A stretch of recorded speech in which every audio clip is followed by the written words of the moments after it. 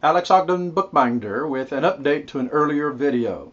We had described earlier a Bible that I was going to be working on, a Bible where Mike, the owner, wanted me to divide it into two, Old Testament and New Testament. And fortunately in this particular case, the very beginning of the New Testament was the very beginning of a new signature within the book, and that made the division very easy to do.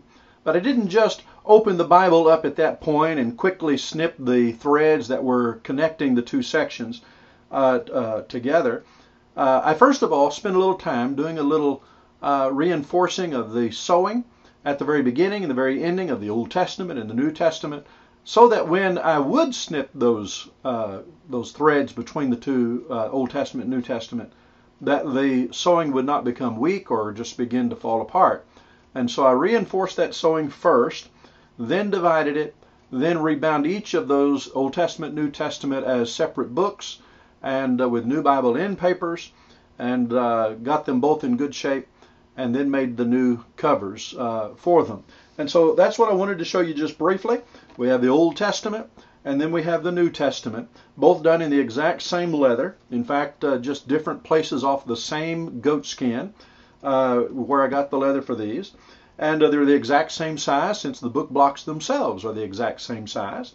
But they're very quite flexible and feel real good. He wanted no stamping of any sort on either the spine or the front.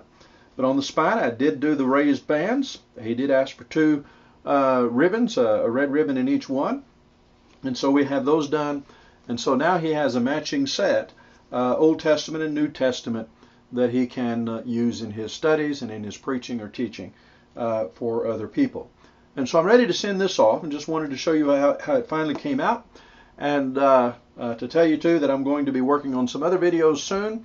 I still have in my mind to put together a video about leather, the very leather that I use here, where I get my leather, and thicknesses and things of that nature.